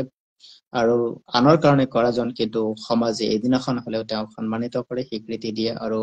সন্মানৰ আসনত অধিষ্ঠিত কৰি ৰাখে। নিজৰ মনৰ কৰবাত স্মৃতিৰ নিভৃতি কোণত স্মৃতি ধৰি ৰাখে আৰু সেই স্মৃতি কিন্তু আমাক অমৰ কৰি দিয়ে। সেই কথাবিলাকক অনুভৱ কৰিয়ে হয়তো সেইসকল ব্যক্তি এই কৰ্মবিলাক কৰিছে আৰু ইয়াত এটা আত্মসন্তুষ্টি আছে, এটা আত্মতৃপ্তিৰ এটা প্ৰাপ্তি আছে, যিটো আত্মতৃপ্তিৰ প্ৰাপ্তিয়ে আমাক আচলতে বহুতকৈ সুখী কৰে। আৰু আত্মসুখ এয়া প্ৰত্যেকৰে নিজা নিজা অনুভৱ হয়, কোনে কেনেদৰে লয় সেয়াতো নিজৰ কথা। সুখ বুলি ভাবিলে গোটেই সংসাৰত দুখৰ মাজতো সুখ বিচাৰি পায়, আৰু যদি দুখ বুলি ভবা যায় তেনেহলেও আমাৰ সন্মুখত থকা সুখও আমাৰ কাৰণে দুখৰ কাৰণ হৈ ধৰা দিয়ে। তেনে ক্ষেত্ৰত সুখী হবৰ কাৰণে আমাৰ মনত সদায় এটা স্পৃহা ৰাখিব লাগে আৰু সুখী হব পৰা কামবিলাক আমি কৰিব লাগে, অলপতে সন্তুষ্ট হব পৰা গুণ এটা অৰ্জন কৰিব লাগে আৰু সামাজিকভাৱে কাম কৰাৰ যি তৃপ্তি, সেই তৃপ্তিত আমি সুখক বিচাৰি পাব লাগে। তেতিয়াহলে এই কথাটো স্পষ্ট হৈ পৰিব যে আমি সুখী হোৱাৰ পৰা কোনেও আমাক বঞ্চিত কৰিব নোৱাৰিব। জীৱন মানেতো ঘাত প্ৰতিঘাত সংঘাত থাকিবই, আৰু ঘাত প্ৰতিঘাত সংঘাত আছে কাৰণে হয়তো জীৱনৰ প্ৰকৃত মূল্য উপলব্ধি কৰিব পৰা যায়। সমস্যা আছে কাৰণেতো সমাধান সূত্ৰ ওলাবৰ কাৰণে মানুহে কাম কৰে, আৰু কাম কৰে কাৰণেতো নতুন অভিজ্ঞতা সঞ্চয় কৰে, আৰু সেই নতুন অভিজ্ঞতাৰ কষতিত উঠি মানুহে নতুন কৃতি কৰিব পাৰে। আৰু যি মানুহে কাম বেছিকে কৰে সেই মানুহে আচলতে বহুত শিকিব পাৰে, আৰু যিয়ে বহুত শিকিব পাৰে অভিজ্ঞতা অনুভৱেই তেওঁক এনেকুৱা এটা স্থানলৈকে লৈ যায় যি স্থানত যোৱাৰ পিছত সমাজৰ প্ৰতিগৰাকী ব্যক্তিৰ কাৰণে তেখেতে আদৰ্শ হৈ পৰে, সমাজৰ এগৰাকী মান্যগণ্য ভব্য ব্যক্তি হৈ পৰে। সমাজৰ এনেকুৱা ক্ষেত্ৰবোৰত সহজলভ্য নহয় এই সন্মান। যদি আমি নিৰন্তৰভাৱে প্ৰয়াস কৰি গৈ থাকো, আমি যদি সকলোবিলাক কথাক আওকাৰ নকৰাকৈ যদি আমি আমাৰ জীৱনৰ কৰ্মবিলাকত গুৰুত্ব দি পেলাই আমি আমাৰ কামবিলাক কৰি গৈ থাকো, তেতিয়াহলে এই কথা স্পষ্ট হৈ পৰে যে আমি সমাজৰ কাৰণে কিবা এটা ভাল কৰিবলৈ সক্ষম হৈছো, আৰু সমাজে এদিনাখন স্বীকৃতি দিব। আৰু বিশেষকৈ মই ভাবো সমাজে স্বীকৃতি দিয়ক বা নিদিয়ক, আমি জীয়াই থকা দিন কেইটাত নিজৰ উপৰি কথা আছে যে পৰ উপকাৰেও পুণ্য, পৰ উপকাৰ কৰাটোৱেই পুণ্যৰ কাম, আৰু সেই কামটোক আমি কৰিব লাগে। নিজৰ কাৰণেও চিন্তা কৰিব লাগিব, আনৰ কাৰণেও চিন্তা কৰিব লাগিব। নিজৰ যিখিনি উপাৰ্জন আছে সেই উপাৰ্জনেৰে আমি খুব কমফৰ্টেবিলিটি লাইফ পাৰ কৰাৰ উপৰিও আমি যদি আনৰ কাৰণে কিবা এটা ভাল কৰিব পাৰো, সেয়া কিন্তু আত্মৰ সুখ প্ৰাপ্তিৰ এটি কাৰণ বা উৎস হয়। তেনে ক্ষেত্ৰত আমি সজাগ সচেতন হৈ কামবিলাক কৰিব লাগিব আৰু আমাৰ সমাজখনক আমি নিজৰ যিখিনি দায়বদ্ধতা আছে সেই দায়বদ্ধতাৰ বা সেই দায়িত্ববোধ কৰ্তব্যখিনিকে যদি আমি শুদ্ধকৈ সততাৰে যদি পালন কৰি যাওঁ সিও কিন্তু আমাক এটি সুন্দৰ প্ৰাপ্তি দিব। আৰু আমি সেইকাৰণে প্ৰয়াস কৰিব লাগে যে কৰ্মব্যস্ততাৰ মাজত অলপমান সময় হলেও যেন আমি আনৰ কাৰণে সময় অলপ দিব পাৰো। আৰু তেনে ক্ষেত্ৰত মই যতীন্দ্ৰনাথ কৃষ্ণ তাকে অহৰ্নিশে প্ৰয়াস কৰিছো আৰু যিমানখিনি পাৰিছো মোৰ সামৰ্থ্য অনুসাৰে সেইখিনি কৰি আছো, কৰি যাম। আৰু আপোনালোকৰ সহায় সহযোগিতা আমাৰ সদা কামনা। আমি সকলোৱে মিলি কৰিব লাগিব সমাজখনৰ ভালৰ কাৰণে কিবা এটা। আৰু সমাজখনৰ ভাল কি সেই কথা আপুনিও ভালদৰে বুজি পায়। যদি আমি এইখিনিক এতিয়াৰ পৰাই কৰিব নোৱাৰো তো কৰিম কেতিয়া? গতিকে সময় থাকোতে কৰিব লাগিব আৰু বুজিব লাগিব, উপলব্ধি কৰিব লাগিব যে সমাজত কোনটো কাম আমি কৰিব পাৰো, যিটো কাম কৰিলে সমাজখনৰ কাৰণে কল্যাণ হয়, ব্যক্তি জীৱনৰ কল্যাণ সাধন হয়। সেইখিনি কোৱা বহুত কাম আছে আমাৰ সমাজখনত। আমি অলপমান অধ্যয়ন কৰিব লাগিব, আমি গাঁৱে ভূঞে অলপমান যাব লাগিব, বুজিব লাগিব। আৰু আমি খুব সহজ সৰলতাৰে কথাবিলাকৰ প্ৰতি গুৰুত্ব দিব লাগিব। আমি যিখিনি দেখো, যিখিনি শুনো, যিখিনি আমি আমাৰ সন্মুখত ঘটনা ঘটি থাকে সেইখিনিক আমি ভালদৰে পৰ্যবেক্ষণ কৰিলে তাৰ পৰা আমি বহুত কথা উপলব্ধি কৰিব পাৰো। আৰু তেনেকৈয়ে চলে জীৱন। মহান কামেৰে জীৱনক মহান কৰিব পাৰি। সৰু সৰু কামেৰে জীৱনৰ সুখানুভূতি লৈ মহান চিন্তা আগত ৰাখি আমি আগবাঢ়িব লাগে। সহজ জীৱন যাপন মহৎ চিন্তাৰে কৰ্মৰাজিক লৈ যদি আমি কৰ্মবোৰ কৰি গৈ থাকো তেনেহলে এই সহজ সৰল জীৱন যাপনেই কিন্তু এদিনাখন আমাক মহতমহীয়ান কৰিব পাৰে। তেনে ক্ষেত্ৰতে আমি গুৰুত্ব দি পেলাই আগবাঢ়িব লাগিব। সমাজ সচেতনমূলক চিন্তা চৰ্চাৰ লগতে মহৎ চিন্তা লগত লৈ এখন সুন্দৰ কৰ্ম আঁচনি তৈয়াৰ কৰি আৰ্থিকৰ গোটেই দিশবিলাক ভালদৰে চালি জাৰি চাই আমি কাম কৰিব লাগিব। যাতে কোনোবাই আমাক বেয়াকে সমালোচনা কৰিলেও এটা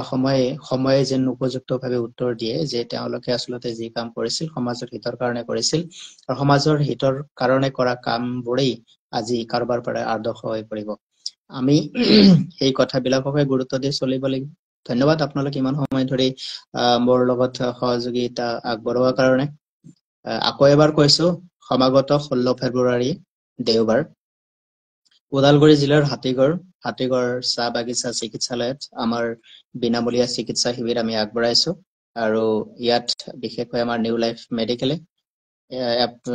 এপল' ডায়াগনষ্টিক চেণ্টাৰ ডিমাকুচি আৰু আছাম কেঞ্চাৰ কেয়াৰ ফাউণ্ডেশ্যনৰ পৰা আমাৰ চিকিৎসক আৰু চিকিৎসা কৰ্মীসকলে এই সেৱাত সম্পূৰ্ণ সহযোগিতা আগবঢ়াব। আৰু ওদালগুৰি যুৱ কংগ্ৰেছে ইয়াৰ উদ্যোগ লৈছে আৰু আমি আশা কৰো সিদিনা যথেষ্টখিনি ব্যক্তিক আমি তাত উপস্থিত পাম। আৰু আমি যিহেতুকে আৰ্ত দুৰ্গতৰ সহায় হওঁ, দুচকুৰ পানীৰ টোপাল তেজ হৈ নপৰক। আৰ্ত দুৰ্গতৰ সেৱা সমৰ্পিত জীৱন সুখৰ অনুভূতি বিচাৰি এক যাত্ৰা। এই যাত্ৰা আমাৰ অব্যাহত আছে, সদায় অব্যাহত হৈ থাকিব আৰু আমি জীয়াই থকালৈকে এই কাম কৰি গৈ থাকিম। আমি আমাৰ জীৱনৰ লক্ষ্য উদ্দেশ্যৰ পথত যদি এই লক্ষ্য উদ্দেশ্যবিলাককে সমানভাৱে আগুৱাই নিব পাৰো তেনেহলে নিশ্চয়কৈ আমাৰ পৰা সমাজখনে এটি সুন্দৰ ব্যৱস্থা লাভ কৰিব। আৰু আমি সামাজিক দায়িত্বপ্ৰাণী হিচাপে যিখিনি সমাজৰ কৰিবলগীয়া কৰ্ম কৰ্তব্য থাকে সেইখিনি কৰাটো আমি কৰবাত সফল হ'ম। এনেকৈয়ে চলে জীৱনৰ যাত্ৰা। জীৱনৰ হৈ আছে দুটিবাৰ আমি হৈ পৰিছো তাৰে দমজাত, আৰু এই দমজা কাটি আমি আগবাঢ়িব লাগিব।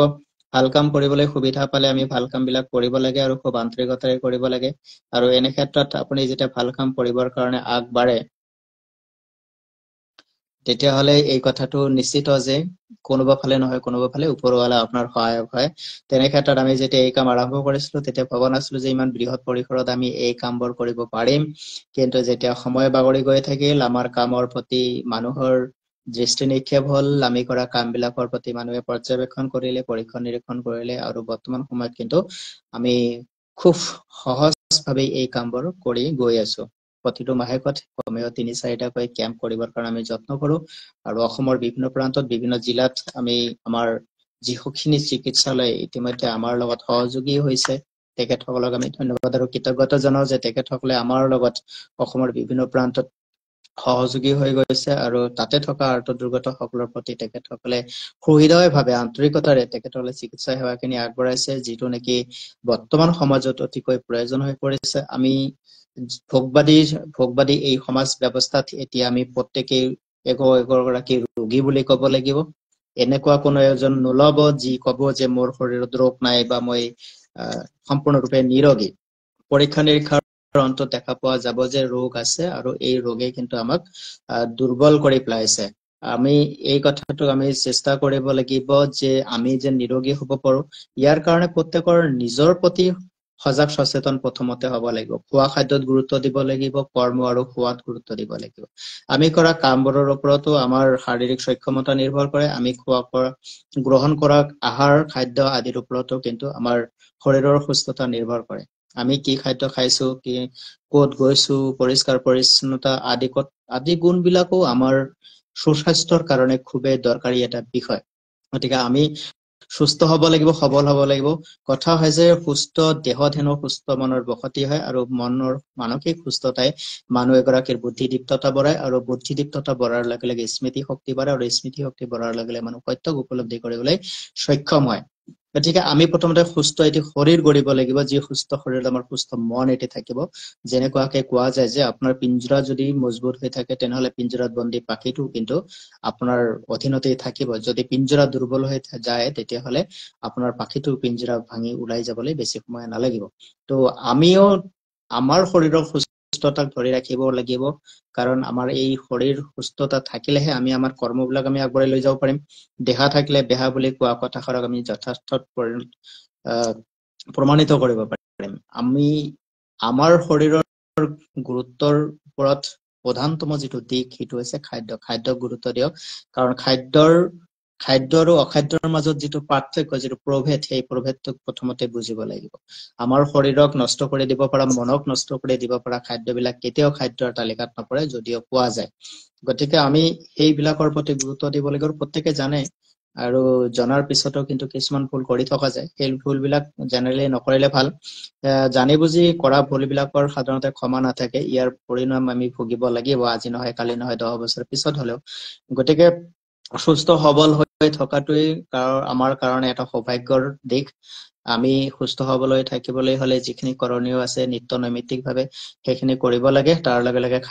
খাদ্যত অধিক গুৰুত্ব দিব লাগে। খাদ্যত গুৰুত্ব এই কাৰণে দিব লাগিব কাৰণ এই খাদ্যৰ সুব্যৱস্থাইহে আপোনাক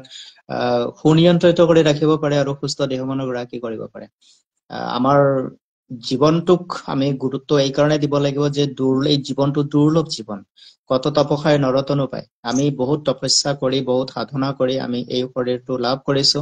গতিকে এই সুন্দৰ শৰীৰটোক আমি ধৰি ৰাখিব লাগিব যিমান দিন আমাৰ আয়ুকাল আছে। আমি প্ৰত্যেকেই পৃথিৱীখনত এটি নিৰ্দিষ্ট আয়ুকাল লৈ আহো। জন্মৰ লগে লগে মৃত্যু নিশ্চিত, কিন্তু আমি প্ৰয়াস কৰিব লাগে যে মৃত্যুটো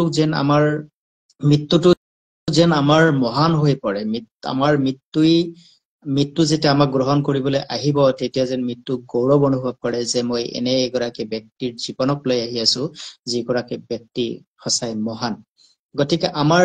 এই কৰ্মৰ যিটো আঁচনি যি তৈয়াৰ কৰিছো, আমি আমাৰ এটা লক্ষ্য উদ্দেশ্য লৈ আমি জীৱনৰ যাত্ৰা পথত আমি কৰ্ম কৰি আগবাঢ়িছো। সেই কৰ্মবিলাকৰ মাজত সেই মহান কিছুমান পদক্ষেপ থকা দৰকাৰ, যিবিলাকে প্ৰকৃততেই আমি সম্পূৰ্ণ কৰিব পাৰিলে এদিনাখন মহায়ান হৈ জিলিকি থাকিব আৰু মহানতমৰ এটি স্থান লাভ কৰিবলৈ সক্ষম হ'ব। বিচাৰৰ মহানতাই মানুহৰ ব্যক্তিত্বক সুন্দৰ কৰি তোলে, সমজ্জল কৰি তোলে। বিচাৰ যাৰ যেনেকুৱা হয় ব্যক্তিত্ব তেওঁ তেনেকুৱাকে গঢ়ি উঠে। গতিকে আমি যদি মহানতম বিচাৰলৈ আগবাঢ়িব পাৰো তেনেহলে সেই বিচাৰৰ যিটো কৰিবলগীয়া কৰ্ম থাকিব, সেইখিনি কৰ্মক যদি আমি সঠিক ৰূপত ৰূপদান দিব পাৰো তেনেহলে সেই কৰ্মই আমাক মহান কৰিব আৰু মৃত্যু আমাৰ প্ৰতি চিৰগৌৰৱান্বিত হ'ব। গতিকে মৰিব লাগিব যেতিয়া, আমিতো এদিনাখন মৰিমেই নিশ্চিত ৰূপে। ইয়াতো কাৰো কোনো হাত নাথাকে। নিয়তিৰ ওপৰত আমি একো কৰিব নোৱাৰো। আমি নিজৰ ওপৰত কৰিব পাৰো বা পাৰ্থিৱ জগতত ইজনে সিজনৰ ওপৰত আমি মতবিৰোধ আনিব পাৰো, কিন্তু প্ৰকৃতিৰ সৈতে মতবিৰোধ কৰিলে বিপদ আমাৰ নিজেই। গতিকে নিয়তিৰ নিষ্ঠুৰ গতিচক্ৰত আমি এদিনাখন পৃথিৱী এৰি যাবই লাগিব, কিন্তু পৃথিৱী এৰি যোৱাৰ আগত এই কথা কৰি যাবলৈ বেছি ভাল হ'ব। সেইটো হৈছে যে আমাৰ কৰ্মৰে জীৱনটোক ধন্য কৰিবলৈ, জীৱনটোক মংগলময় কৰিবলৈ, জীৱনটোক মংগলময়তা প্ৰদান কৰিবলৈ। আপোনালোকক এই কথা জনাই থওঁ, আপুনি জানে যদিও জীৱনৰ আছে এটি নিৰ্ভুল গণিত, আৰু এই গণিতক আমি নিৰ্ভুলকৈ কৰিব লাগিব। বিশ্ব প্ৰপঞ্চত আমি যেতিয়া পৃথিৱীত জন্মগ্ৰহণ কৰিছো তেতিয়াহলে সৰু বৰ হলেও আমাৰ জীৱনৰ এটি নিৰ্দিষ্ট গুৰুত্ব আৰু ভূমিকা আছে সেই ভূমিকা আমি সঠিক ৰূপত পালন কৰিব লাগিব তেতিয়াহে আমাৰ এই জীৱনক মংগলময় কৰিব আমাৰ জীৱনক প্ৰাধান্যতাৰে উপচাই পেলাব আৰু আমি যদি সেয়া নকৰো তেনেহলে আমি আমাৰ জীৱনক নিজেই ভুলণ্ঠিত কৰাৰ দৰে হ'ব জীৱনক মহত্বমহীয়ান কৰিবৰ কাৰণে কৰা যিবিলাক বিচাৰ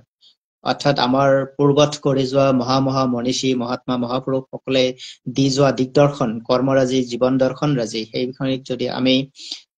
কৰিব পাৰো আমি যদি সেইখিনিক নিজৰ জীৱনত আচৰণ পালন কৰিব পাৰো সমাজক আমি যদি দেখুৱাই লৈ যাব পাৰো উপদেশতকৈ আৰ্হি ভাল বুলি কোৱা কথাষাৰ সত্যত প্ৰমাণিত কৰিব পাৰো তেতিয়াহলে হয়তো আপোনাৰ জীৱনৰ কৰ্ম আদৰ্শ কাৰোবাৰ জীৱনৰ কৰ্ম আদৰ্শ হৈ পৰিব সমাজখনত আপুনি সদা কৰ্ম আদৰ্শৰ এক প্ৰেৰণা স্ৰোত হৈ জিলিকি থাকিব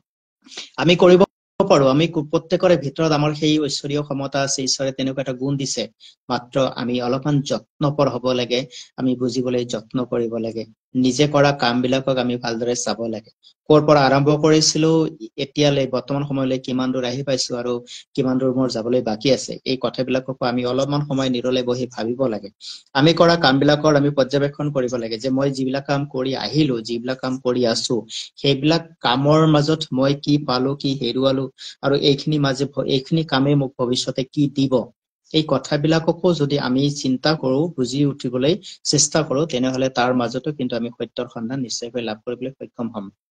আৰু আমি কৰিব লাগিব কৰাৰ প্ৰয়োজন আছে এই কাৰণে কৰাৰ প্ৰয়োজন আছে যে এইবিলাক যদি আমি এতিয়া চিন্তা নকৰো এটা সময় আহিব আমি উভতি চাবলৈ যিহেতুকে কোৱা হয় যে আমি সকলোবিলাক কথা মনত ৰাখিব নোৱাৰো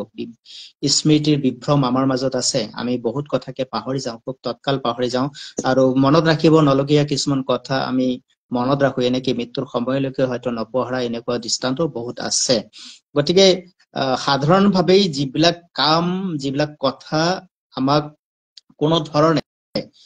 উপকাৰ নকৰে নিজৰ ব্যক্তি জীৱনৰ লগতে পৰিয়াল তথা সমাজখনৰ তেনেধৰণৰ কথা বতৰাৰ পৰা আমি আঁতৰি থাকিব লাগে তেনেধৰণৰ কথা বতৰাক গুৰুত্ব নিদিয়াটো বেছিকৈ ভাল যিবিলাক কামে আপোনাৰ ব্যক্তি জীৱনৰ লগতে পৰিয়াল তথা সমাজখনৰ উপকাৰ সাধন কৰে সেইবিলাক কথাত গুৰুত্ব দিয়ক আপুনি যদি সকলোৰে কথা শুনে তেনেহলে আপুনি আপোনাৰ জীৱন যাত্ৰা পথত গৈ থাকোতে বাধাৰ সন্মুখীন হ'ব লাগিব আপুনি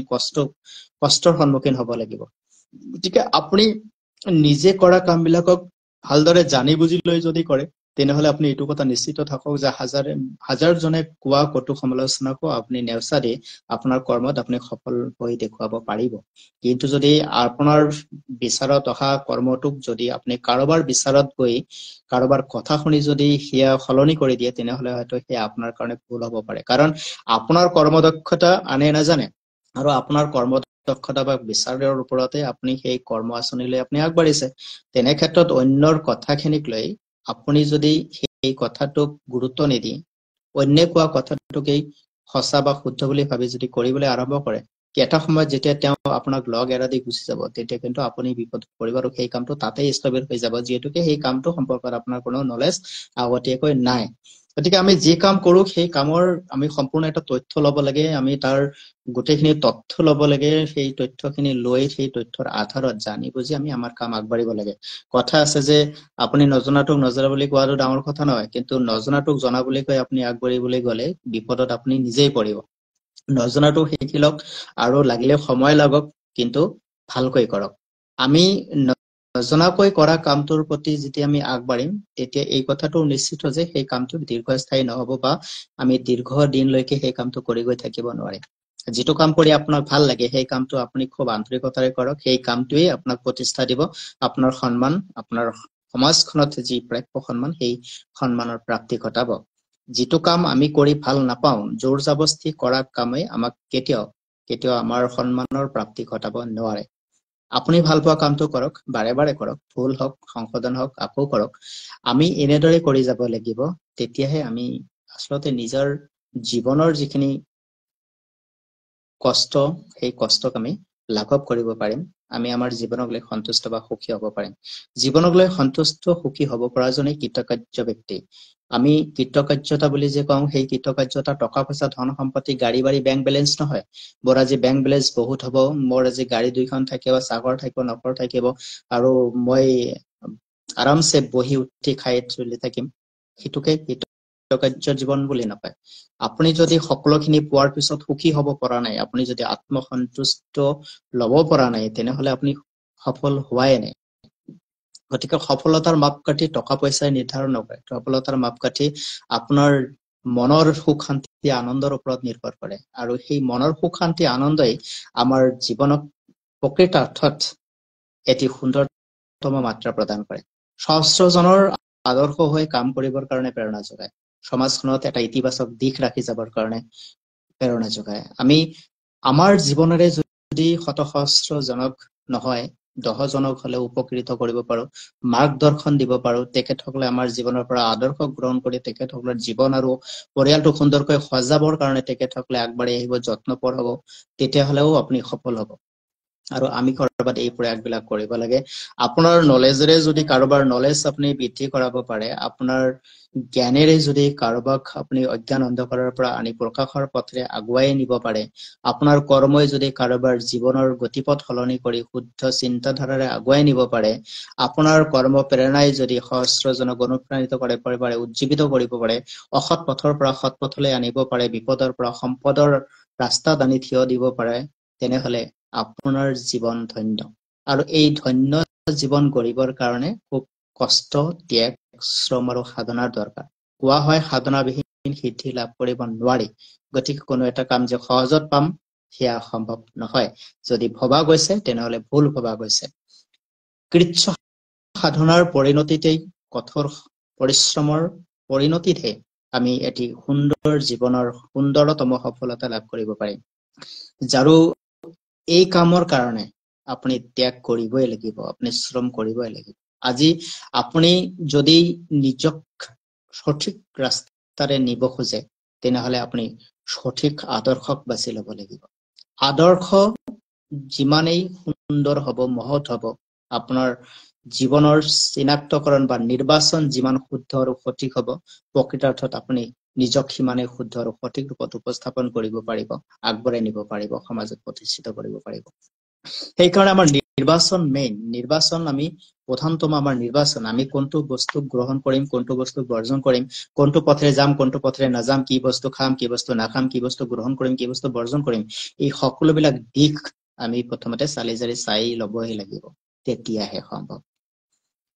গতিকে যেতিয়া আমি কিবা এটা বস্তু সন্মুখত দেখা পাওঁ, সেই বস্তুটোক আমি প্ৰথমতে ভালদৰে জানিবলৈ, যে ধৰি লওক যদি মোৰ হাতত এখন পেপাৰ আছে, আচলতে পেপাৰখন কি, এই পেপাৰখনক মই ভালদৰে পঢ়িব লাগিব, পেপাৰত থকা বিষয়বস্তুখিনিক মই ভালদৰে জানিব লাগিব, বুজিবলৈ যত্ন কৰিব লাগিব। তাৰপিছত এইখন পেপাৰৰ ওপৰত মই এটা বৰ্ণনা আগবঢ়াব পাৰিম। এখন কিতাপ নপঢ়ালৈকে, কিতাপৰ বিষয়বস্তুক অনুধাৱন নকৰাকৈ আমি এখন কিতাপৰ ওপৰত মন্তব্য দিব নোৱাৰো। ঠিক তেনেদৰে আপোনাৰ সন্মুখত বহি থকা এগৰাকী ব্যক্তি, সেইগৰাকী ব্যক্তিক দেখা মাত্ৰেই, তেওঁৰ এটা দুটা কথা শুনা মাত্ৰেই তেওঁৰ ওপৰত আপুনি কোনো ধৰণৰ জাষ্টিফিকেশ্যন কৰিব নোৱাৰে। তো আমি যদি সেই ব্যক্তিগৰাকীৰ বিষয়ে কিবা এটা ক'ব লগা হয়, ব্যক্তিগৰাকীৰ বিষয়ে কিবা এটা সমাজত আমি মতামত দাঙি ধৰিব লগা হয়, তেনেহলে ব্যক্তিজনৰ জীৱন পৰিক্ৰমা সম্পৰ্কে জনাটো খুবেই দৰকাৰ আছে, ব্যক্তিজনক ভালদৰে জনাৰ দৰকাৰ আছে। সঁচা কথা নজনাকৈ কাৰোবাৰ বিষয়ে মন্তব্য দিব নালাগে, বা কোনো এটা বিষয়বস্তুৰ ওপৰত মন্তব্য দিব নালাগে। সেই কথাটো আমি মনত ৰাখি চলা উচিত। আৰু এনেধৰণৰ কথাবোৰক আমি আচলতে মন নকৰো কাৰণেই দুখ বা কষ্টৰ সন্মুখীন হওঁ। আমি প্ৰতিটা কথা আমি সদায় আনৰ পৰা শুনা কথাটোক গুৰুত্ব দিয়া যায়, আৰু সেই কথাটোকে আমি ক্ৰমান্বয়ে মুখ বাগৰি বাগৰি গৈ থাকে, আৰু সেই কথাটোৱে এটা সময় যে এটা ৰূপ ধাৰণ কৰে, যিটো বিৰূপতাই আমাৰ দুখ কষ্টৰ কাৰণ হৈ পৰে। গোলাপ আপুনি যদি আজি এজন মানুহৰ মুখত গোলাপ শব্দটো দিয়ে, আৰু সেই কথাটো যেতিয়া বাগৰি গৈ থাকিব, এটা হলে গোলাপ যাই এটা সময়ত গোপাল হৈ পৰিব, আৰু গোলাপ যেতিয়া গোপাল হৈ পৰিব, তেতিয়াহলে গোলাপৰ অস্তিত্ব আৰু গোপালৰ অস্তিত্ব দুটা বেলেগ বেলেগ। গতিকে ইয়াৰ পৰিভাষা সলনি হৈ গৈ থাকিব। আমি আমাৰ কৰ্মবিলাকক সঠিক ৰূপত কৰিবলৈ হলে ইয়াৰ সুন্দৰ সুস্থ উপস্থাপন কিন্তু খুবেই দৰকাৰ আছে। আমি কৰা কামটো, আমি কোৱা কথাবোৰৰ আচলতে সমান সাম্যতা গুণ আছে নে নাই সেইটো চাব লগা এটা দিশ। বহুতে কথাৰ লগত কামৰ সাদৃশ্য নথকা হেতুকে আমি কিন্তু বহুত সময়ত সমাজৰ পৰা বিতাড়িত হ'ব লগা হয়, বা সমাজে গ্ৰহণ নকৰে। কোৱা আৰু কথা দুটা কথা কোৱা আৰু কাম কৰি দেখুওৱা, এই দুটা আদৰ্শৰ সমিল যেতিয়া থাকিব, সমাজে আপোনাক আজি নহয় কালি হলেও আপোনাক গ্ৰহণ কৰিবই। আমি যদি কাৰোবাক মিছা সান্তনা দিওঁ তেনেহলে আমি মিছলীয়া হৈ যাম, আৰু কাৰোবাক যদি আমি মিছা সান্তনা নিদিয়াকৈ সামৰ্থ্য অনুসাৰে যিমানখিনি পৰা যায় সেইখিনিকে যদি কৰো তেতিয়াহলে সেয়া কিন্তু আমাক সন্মানিত কৰিব, বা আমাৰ প্ৰতি মানুহৰ ধাৰণাটো সঠিক ৰূপতেই থাকিব, কেতিয়াও বিশৃংখল বা বিভ্ৰান্তিকৰ নহয়। আপুনি কোৱা কথাটোৰ মৰ্যাদা তেতিয়া থাকিব যেতিয়া আপোনাৰ কথা আৰু কামৰ মাজত মিল থাকিব, সমিল থাকিব। আপুনি কোৱা কথাটোক যদি গুৰুত্ব দিয়া নাই, ধৰি লওক আপুনি যদি কাৰোবাক কৈছে যে মই আজি আপোনাৰ তাত গৈ আছো, সময় আপুনি দিছে যে মই 12টামান বজাত আপোনাৰ তাত পাম, 12টামান বজালৈকে মানুহজন আপোনাৰ অপেক্ষাত থাকিব, তেতিয়ালৈকে মানুহজন আপোনাৰ বিচলিত নহয়। কিন্তু যেতিয়া 12টা ক্ৰমান্বয়ে পাৰ হৈ যাবলৈ 12 বাজিব, 12:10 হ'ব, 12:20 হ'ব, 12:30 হ'ব, 1টা বাজিব, সিমানে কিন্তু সেই মানুহজনৰ আপোনাৰ প্ৰতি অপেক্ষাত থাকোতে থাকোতে তাৰ উদ্বিগ্নতা বাঢ়ি গৈ থাকিব, আৰু যেতিয়া 12 বাজি 1 বাজি 2 বাজি 3 বাজি হৈ যাব, তাৰ পিছত মানুহজনৰ কিন্তু মনত আপোনাৰ প্ৰতি এটা বিৰূপ ভাৱে দেখা দিব, ভাবিবলৈ বাধ্য কৰাব, আৰু এটা যেতিয়া সন্ধিয়া হৈ যাব তাৰ পিছত মানুহজনে ভাবিব যে তেওঁ আৰু নাহে। গতিকে আপুনি যদি নগল কথা নাই, কিবা অসুবিধা হ'ব পাৰে, আপুনি ওলাইছে ৰাস্তাত কিবা এটা বিশৃংখলতা দেখা দিছে, অথবা আপুনি ওলাওতে আপোনাৰ ঘৰলৈ কোনোবা আলহী অতিথি আহিছে, ওকে, আপুনি তেওঁক কথাটো জনাওক যে এনেকুৱা কথা, আপোনাৰ তালৈকে মই যাবলৈ ওলাইছো কিন্তু মোৰ এনেকুৱা এটা অসুবিধা হ'ল। তেওঁ তেতিয়া অপেক্ষা নকৰে, আৰু যদি আপুনি একেবাৰে যাব নোৱাৰে তেনেহলে বেছি দেৰি কৰিব নালাগে, তেওঁক আগতীয়াকে জনাওক বেয়া নাপাব, আজি মই আপোনাৰ তাত উপস্থিত হ'ব নোৱাৰে, মোৰ কথাৰ মানটো মই ৰাখিব নোৱাৰে। তেতিয়া মানুহজন বেয়া নাপায়, আপোনাকো বেয়া নাপায়। অৰ্থাৎ আমি যিটো কাম কৰি আছো সেই কামটোৰ লগত আমি যদি সমিল ৰাখি চলো, নোৱাৰাটোক নোৱাৰো বুলি কোৱাটো কি ডাঙৰ কথা, নোৱাৰাটোক নোৱাৰো বুলি কৈ দিয়ক, তেতিয়াহলে বেয়া নাপায়, হয়তো অকণমান সময় বেয়া পাব, কিন্তু পিছত বুজি পাব যে নাই, প্ৰকৃততে তেওঁ ৰাখিব নোৱাৰা কাৰণেই কথাটো তেনেকে কৈছে, গতিকে তেওঁক বেয়া পাবলগীয়া একো নাই। যদি আপুনি কথা মতে কাম কৰে, আজি নহয় কাইলৈ আপোনাক আদৰি লবলৈ প্ৰত্যেকেই বাধ্য হব, কিন্তু কথাৰ মতে যদি কাম নকৰে তেতিয়াহলে আপুনি মিছলীয়া হ'ব। আপোনাৰ প্ৰতি যাৰ আন্তৰিকতা আছে তেওঁৰ প্ৰতি আপুনি আন্তৰিকতা দেখুৱাওক, আৰু আপোনাৰ বিপদৰ সময়ত যি কাষত আহি থিয় দিছে তেওঁৰ বিপদৰ সময়তো আপুনি কাষত দিবলৈ থিয় হওক। দেখিব আপোনাৰ এটা সুন্দৰ বন্ধুত্বসুলভ আচৰণে আপোনালোকৰ উভয়ৰে জীৱনক উপকৃত কৰিব, আৰু ইয়াক কৰা উচিত, প্ৰত্যেক গৰাকী ব্যক্তি কৰা উচিত। আমি সময়ৰ প্ৰতি সদায় গুৰুত্ব ৰাখি চলিব লাগিব। সময় সৰ্বশ্ৰেষ্ঠ বিচাৰক।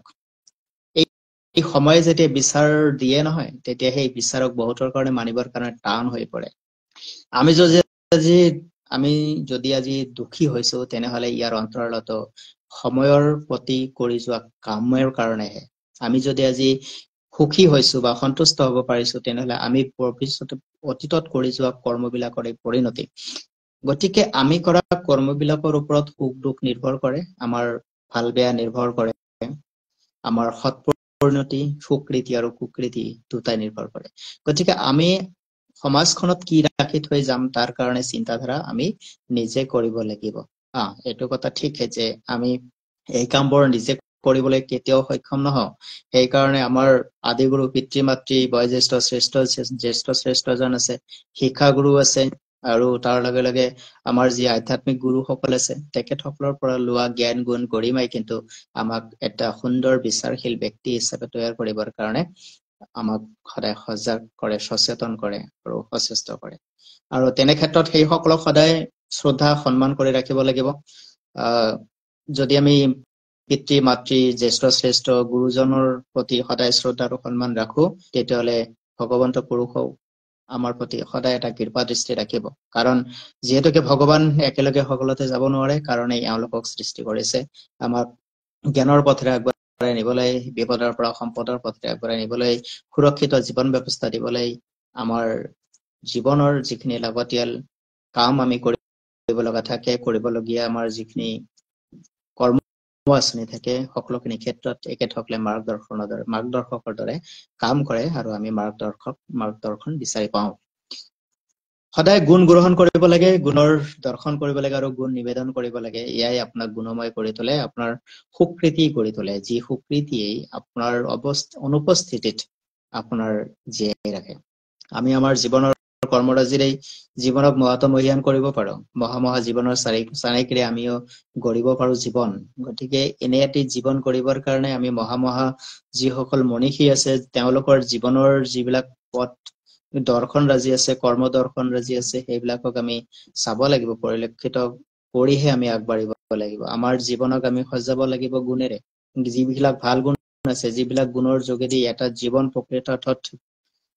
ধন্য হৈ পৰে বদান্য হৈ পৰে মানৱৰ যদি আমি নৰৰ পৰা নৰোত্তম হ'ব পাৰো বা নৰশ্ৰেষ্ঠ হ'ব পাৰো বা নৰৰ পৰা নাৰায়ণ হ'ব পাৰো তেনেহলে ইয়াৰ যাত্ৰাও খুবেই কঠিন হ'ব নিশ্চয়কৈ সহজ নহ'ব গতিকে তেনে ক্ষেত্ৰত আমি মানুহৰ পৰা যদি মানৱ মহাত্মা হ'ব পাৰো মহাত্মাৰ পৰা মহাপুৰুষলৈকে আমি উন্নীত হ'ব পাৰো তেনেহলেতো আমাৰ জীৱনৰ অৰ্থ তত্ত্ব পৰমাৰ্থ সকলোবিলাক আমি যেন হাতৰ মুঠিত পোৱাৰ দৰেই হ'ব গতিকে ইয়াৰ জীৱনক বদান্যতাৰে ভৰাই তোলে আৰু ইয়াৰ কাৰণে আপোনাৰ প্ৰথম নিৰ্বাচন হৈছে কৰ্ম আপুনি যেনেকুৱা কৰ্ম নিৰ্বাচন কৰিব কৰ্ম আঁচনিলৈ আপুনি আগবাঢ়িব কৰ্মত আপুনি সফল হৈ দেখুৱাব সিমানেই সেইখিনিয়েই আপোনাৰ আচলতে কৰ্মৰ প্ৰাপ্তি জীৱনৰ প্ৰাপ্তি হ'ব কেনেদৰে আপুনি নিজক গঢ়িব সমাজখনত কেনেদৰে ৰাখি থৈ যাব জন্ম আৰু মৃত্যুৰ এই মাজৰ যিখিনি সন্ধিক্ষণ জীৱন এই জীৱনক আপুনি কেনেদৰে মহত্বমহীয়ান কৰিব এয়া আপোনাৰ মোৰ প্ৰত্যেকৰে নিজা নিজা বিচাৰ গতিকে বিচাৰ যেনেকুৱা হ'ব তেনেধৰণৰ আপোনাৰ ব্যক্তিত্ব গঢ়ি উঠিব ব্যক্তিত্ব যেনেকুৱা গঢ়ি উঠিব তেনেকৈ আপোনাৰ সমাজত সন্মানিত হ'ব ইয়াৰ কাৰণে ব্যৱস্থা নিজে গ্ৰহণ কৰিব লাগিব জীৱন তোমাৰ চিন্তা তুমি নাথাকিবা কাৰো বাবে আমি আগবাঢ়িব লাগিব আপোনাৰ যাত্ৰা পথত সকলোৱে সহযোগী খন্তেক সময়ৰ কাৰণে হয় কিন্তু জীৱনৰ অধিকতৰ সময় আমি নিজে আগবাঢ়িব লাগে গতিকে তেনে ক্ষেত্ৰত আমি আনৰ ওপৰত নিৰ্ভৰশীল হোৱাতকৈ নিজৰ ওপৰত নিৰ্ভৰশীল বা আত্মনিৰ্ভৰশীল হোৱাটো অত্যন্ত দৰকাৰ আত্মবিশ্বাসী হৈ চলক গঠনমূলক চিন্তাচাৰ চলক গঠনমূলক সমালোচনাৰ প্ৰতি আগবাঢ়ক কোনোবাই যদি আপোনাক কটু সমালোচনা কৰিছে আপোনাৰ প্ৰতি বিতৰ্কিত মন্তব্য কৰিছে যদি সেয়া আপোনাৰ ভিতৰত নাই বা আপুনি কৰা নাই তেনেহলে ইমান চিন্তিত হ'ব নালাগে আৰু আপুনি আগবাঢ়ি গৈ থাকক যদি আনে কোৱা কথাবিলাকৰ আপোনাৰ প্ৰতি আঙুলিয়াই দিয়া দোষ বা ভুল ত্ৰুটিবোৰ যদি আছে তেনেহলে সেয়া আপুনি নথখিৰে মানি লওক আৰু তাৰ প্ৰতি সংশোধন হওক আৰু সংশোধনী প্ৰক্ৰিয়াৰে আপোনাৰ জীৱনৰ যাত্ৰা আগুৱাই লৈ যাওক জীৱন সুখৰ অনুভূতি বিচাৰি যাত্ৰা আৰম্ভ কৰক আৰু জীৱন সুখৰ অনুভূতি ক'ত বিচাৰি পাব যেতিয়া আপুনি কাৰোবাৰ কাৰণে কিবা হিতকৰ কাম কৰিব পুণ্যৰ কাম কৰিব উপকাৰৰ কাম কৰিব উপকাৰৰ কাম কৰক আপোনাক সঁচাই আজি নহয় কালি কোনোবাইতো সেই মূল্য প্ৰদান কৰিবই জীৱনত সকলোবিলাক কথা টকাৰেই ধনেৰেই জুখিব নোৱাৰে কিছুমান কথা টকা পইচাৰ সিপাৰত গৈও জুখিব পৰা যায় আৰু সেয়া কৰিবৰ কাৰণে আপুনি নিজক প্ৰস্তুত কৰিব লাগিব মানসিকভাৱে প্ৰস্তুত হওক আৰ্ত দুৰ্গতৰ সহায় দিন দুখী দৰিদ্ৰ অসহায়জনৰ সহায় এয়া যদি আপুনি কৰিবৰ কাৰণে এটি মানসিকতা ৰাখে তেনেহলে এটা কথা নিশ্চিত ভগৱানে কৈছে যে যাৰ সহায়ৰ প্ৰয়োজন তেওঁক যদি তুমি প্ৰকৃততে সহায় কৰিব পাৰা তেনেহলে মই তোমাৰ সহায়ত থিয় হ'ম আৰু সেই বিশ্বাসতে সমাজখন চলি আছে মানৱ সমাজ চলি আছে আৰু চলি থাকিব আমি আমাৰ জীৱনৰ কৰ্মৰাজিক অকণমান বিচাৰ বিশ্লেষণ কৰি আগবাঢ়িব লাগিব অলপমান সময় ৰৈ ভাবিব লাগিব নিজৰ বিষয়ে আচলতে মই ক'ৰ পৰা যাত্ৰা আৰম্ভ কৰিছো কিমান দূৰ আহিছো আৰু কিমান দূৰ যাব লগা আছে কি পালো কি হেৰুৱালো পোৱা নোপোৱাৰ হিচাপখিনি আমি এতিয়াই কৰি লৈ যাব লাগিব যদি আমি জন্ম আৰু মৃত্যুৰ মাজৰ এই সময় জীৱন এই জীৱনক যদি মহত্বমহীয়ান কৰিব বিচাৰো তেতিয়াহলে কৰ্মই একমাত্ৰ মাধ্যম হ'ব কৰ্মই এই যে সৰু সুৰা কথাৰ ভিতৰত যে আমি শুনি থাকো যেনে কৰ্ম তেনে ফল প্ৰকৃততে কথাবিলাকৰ সত্যতা আছে আৰু সেই সত্যতাক বুজিবলৈ চেষ্টা কৰিব লাগে আপুনি কৰ্ম যিকোনো কোৱাই নকৰক লাগিলে ফল আপুনি পাবই কিন্তু কথাটো হৈছে যে আপুনি কেনেকুৱা ফল পাব বিচাৰিব আপুনি কেনেকুৱা ফল পাব বিচাৰিব সেইটোহে ডাঙৰ কথা গতিকে যদি আপুনি ভাবি চাইছে মই কষ্ট পাম তেনেহলে আপোনাৰ কৰ্মবিলাক কষ্টযুক্ত যদি হয় তো কষ্ট পাবই অৰ্থাৎ অন্যায় অধৰ্ম পাপযুক্ত যদি হয় তেনেহলেতো দুখ কষ্ট যন্ত্ৰণা আজি পাবই লাগিব গতিকে কৰ্মৰ ফল আমি ভুগিবই লাগিব না ক্ষীয়তে কৰ্মফলং সতৈ কোটি কল্প পুনৰপি আমি যদি আমাৰ কৰ্মফল শেষ কৰিব নোৱাৰো শত কোটি কল্প তো যদি ক্ষয় নহয় আমি ক্ষয় কৰিবৰ কাৰণে পুনৰপি জননম পুনৰপি মৰণম জননী জঠৰে শয়নম আমি পুনৰ এইখন পৃথিৱীলৈ জন্মগ্ৰহণ কৰিব লাগিব আৰু মাতৃ গৰ্ভত শয়ন কৰিব লাগিব আকৌ যাব লাগিব আকৌ আহিব লাগিব অৰ্থাৎ জন্ম আৰু মৃত্যুৰ এই আয়াজাতৰ যি চক্ৰ সেই চক্ৰগতিত আমি উঠি বাঢ়ি থাকিবই লাগিব গতিকে জন্ম চক্ৰৰ কৰ্ম চিন্দন মায়াৰ বন্ধন আমি কাটি যাব লাগিব দুৰ্লভ মনুষ্যতনো পাইছো অপবৰ্গ মুক্তিযোগ্য নৰতনো পাইছো যেতিয়া মুক্তিয়েই লাভ কৰিব লাগিব যে নাকো এইখন পৃথিৱীত সংসাৰ চক্ৰৰ নিকাৰ ভুঞ্জিবৰ কাৰণে আহিব লগা নহয় তাৰ কাৰণে ধৰ্মও কৰিব লাগিব কৰ্মও কৰিব লাগিব সেৱাও কৰিব লাগিব আৰু নিজৰ প্ৰতি সদায় সাৱধান সচেতন হৈ আগবাঢ়িব লাগিব আৰু যদি আমি সেয়া কৰিব পাৰো তেনেহলে আমাৰ জীৱন নিশ্চয়কৈ ধন্য হৈ পৰিব ধন্যবাদ সকলোকে ইমান সময় ধৰি যি সকলে ভিডিঅটো চাইছে লাইক কমেন্ট আৰু শেয়াৰ কৰিব এনেদৰে আহি থাকিম আপোনালোকৰ মাজলৈ আকৌ পুনৰবাৰ কৈছো সমাগত 16 ফেব্ৰুৱাৰী ওদালগুৰি জিলাৰ হাতীগড় চাহ বাগিচা হস্পিটেলত new life medical apple diagnostic centre Dimakuchi আৰু Assam cancer care foundation helping hand সংস্থাৰ উদ্যোগত বিনামূলীয়া স্বাস্থ্য সেৱা শিবিৰ আমি আয়োজন কৰিছো ভিডিঅটো লাইক কমেন্ট শেয়াৰ কৰিব যেন সেই সকল ব্যক্তিয়ে লাভ কৰে আৰু বিনামূলীয়া এই স্বাস্থ্য পৰীক্ষা শিবিৰত উপস্থিত হয় আৰু তেখেতসকলৰ শৰীৰৰ ৰোগৰ নিৰাময়ৰ হেতু আমাৰ চিকিৎসক তথা চিকিৎসা কৰ্মীসকলৰ পৰা পৰামৰ্শ লাভ কৰে তাৰ লগতে আমাৰ উপস্থিতিত নিশ্চয়কৈ আমি তেখেতসকলক যি ধৰণে সামৰ্থ্য অনুসাৰে সহায় সুবিধা সুযোগ প্ৰদান কৰিব পাৰো নিশ্চয়কৈ প্ৰদান কৰা হ'ব সুস্থ থাকক কুশলে থাকক মংগলে থাকক নিজৰ জীৱনটোক সুন্দৰ সুস্থকৈ ৰখাৰ উপৰিও পৰিয়াল তথা সমাজখনৰ হিতৰ কাৰণে কাম কৰি যাওক ভাল বিচাৰ ৰাখক সুন্দৰ বিচাৰ ৰাখক বিচাৰৰ যোগেদি সমাজত এতিয়া আদৰ্শ স্থাপন কৰক তাৰ কাৰণে কাম কৰক আহাৰ গ্ৰহণ কৰক খাদ্য গ্ৰহণ কৰক অখাদ্য বৰ্জন কৰক আৰু জীৱনৰ ভাল কৰ্মেৰে জীৱনক মহত্বমহীয়ান কৰক তাৰ কাৰণে সদায় নিজৰ কৰ্মৰ বিচাৰক সন্মুখত ৰাখি আগবাঢ়ক সুস্থ থাকক কুশলে থাকক বিচাৰ শুদ্ধ কৰক কৰ্ম শুদ্ধ হৈ পৰিব ধন্যবাদ